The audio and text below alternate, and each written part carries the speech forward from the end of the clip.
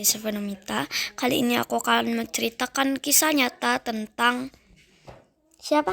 Saudara aku. Saudara aku itu cukup kaya. Sebut saja namanya itu jangan disebut ya. Namanya itu adalah Rara. Ya, halo Rara, sudah menyampaikan cerita horor kepada saya. Nah, judul cerita hari ini adalah Mamaku. Mamaku udah meninggal tetapi hidup lagi. Wah. Jadi Rara mempunyai mama bernama Raisa. Raisa adalah mamanya Rara. Wow, RR semua ya ini ya. Tetapi mereka berasal dari keluarga kaya yang berjuta-jutaan hartanya. Dan juga ayahnya itu kerja di luar kota, tidak pernah pulang, dan hanya bisa untuk video call saja atau menelpon ayahnya dan memeluk kerinduan tentang ayahnya. 1 bulan kemudian ada hal aneh yang menimpa Rara. Ibunya meninggal dunia. Pas dia baru bangun, dia bangun jam 7 pagi. Dan dia melihat sekitar dan keluar kamarnya. Dia melihat tidak ada siapapun yang ada di rumah. Sunyi rumahnya jadinya. Dia merasa takut karena rumah keadaannya sunyi. Akhirnya dia menelpon bibinya. Nah, jadi nama bibinya itu Bilala.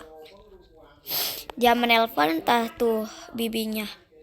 Halo Bi. Lalu bibinya menjawab, iya, ada apa? Ada apa nyonya? Lalu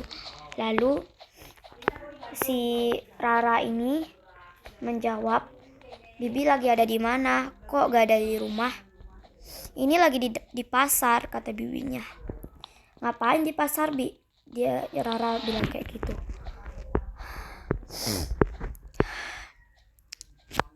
Tahu apa? Beli kasa atau kain kafan. Kain kafan itu kalau bahasa Balinya itu kasa. Kasa yang warna putih. Jadi Rara ini agamanya Hindu ya, sama kayak aku. Nah, Rara terkejut. Hah? Kok beli kasa? Bi, buat apa beli kasa? Lalu bibinya menjawab, buat ibu kamu nyonya. Hah? Rara terkejut sambil keringat dingin. Lalu Rara menjawab, hah? Jadi mama meninggal? Rara menjawab seperti itu. Lalu bibinya menjawab, iya nyonya, turut berduka cita ya. Di situ Rara terus menangis sampai bibinya datang. Di situ bibinya pergi menemui Rara dan menghibur Rara. Tetapi Rara tidak bisa terhibur karena kehilangan mamanya. Tibalah di acara pengabenan. Di situ Rara terus saja menangis sampai acara selesai. Di situ dia sangat terpukul karena kehilangan ibunya. Lalu pas acara pembakarannya, dia juga cerita kalau dia melihat sesosok mirip seperti ibunya, tetapi dia berbaju putih yang dada-dada kepada Rara. Pas selesai acara, Rara pergi untuk mandi. Di situ bibinya Lala itu gak ada di rumah, lagi belanja gitu loh. Belanja kebutuhan.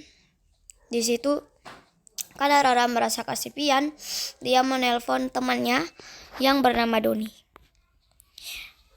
Maksudnya ngechat. Sorry, salah baca ini. Nah, Doni, dia mengatakan, Doni, gitu dia. Lalu Doni menjawab, kenapa Rar, gitu dia. Kamu tahu nggak Lalu Doni menjawab, tahu apa?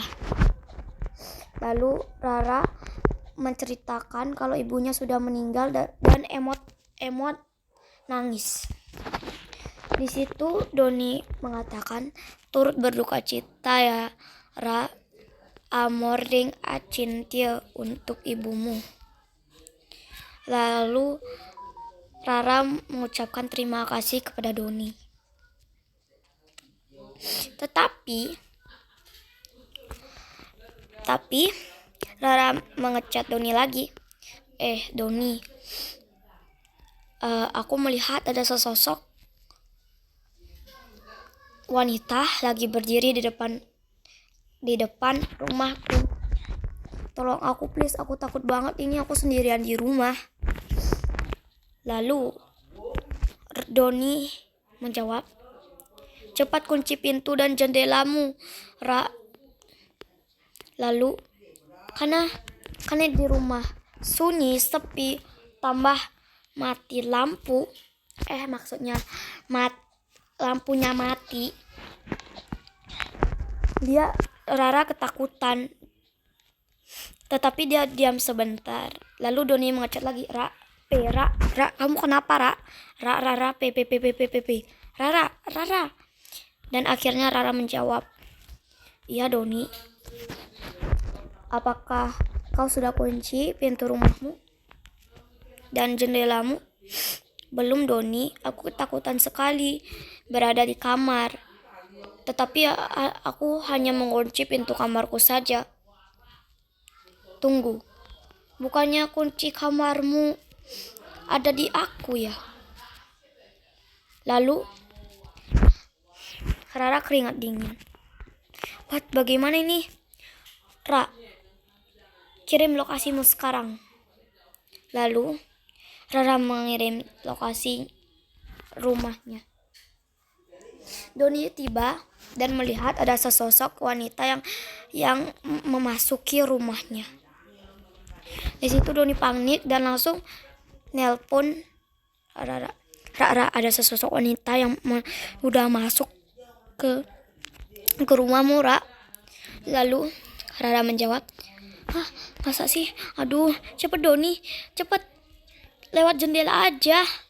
Gak bisa, Ra, jendelamu kan kamarmu ada di lantai 2. Aku tidak bisa. Aku juga tidak mempunyai anak tangga untuk memasuki kamarmu itu. Di situ mereka berdua sama-sama panik. Tetapi sesosok wanita itu pergi ke kamarnya Rara. Dan tapi tiba-tiba ada seseorang atau nama yang tidak dikenal menjawab, hai anakku. Lalu Rara menjawab, ini siapa ya?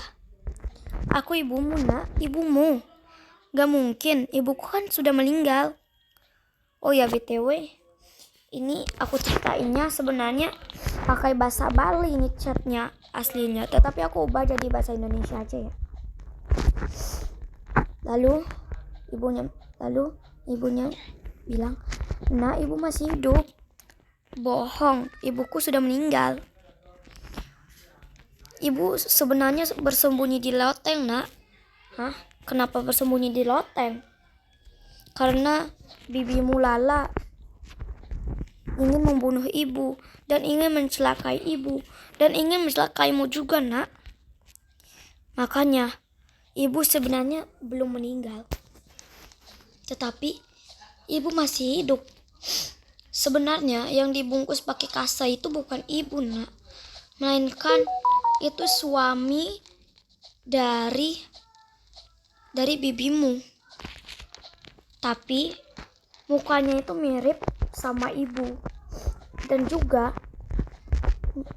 pembantumu memakaikan suaminya wig agar terlihat seperti ibu, Nak. Lalu di situ Rara keringat dingin. Mendengar itu, tiba-tiba pintu kamarnya terbuka dan akhirnya ibunya pun mengetik pesan.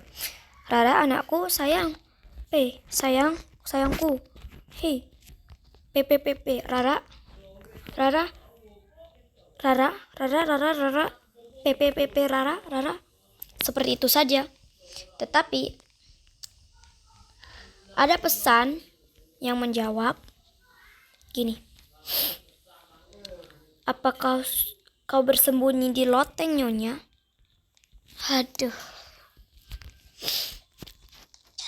Sebenarnya itu menjawabnya yang ngetik pesan itu bukan Rara. Rara dibuat pingsan oleh bibinya Lala, dan bibinya Lala mengetik pesan tersebut. Wah, Nyonya. Tibalah ayahnya Rara akhirnya pulang dari luar negeri dan langsung melaporkan bibinya itu ke polisi. Sebenarnya ayahnya mengetahui kejadian itu karena dibilang oleh Doni, temannya Rara. Oke guys, terima kasih sudah mendengar cerita dari aku. Semoga kalian suka ya. Oke, terima kasih sudah menonton. Dadah, bye bye.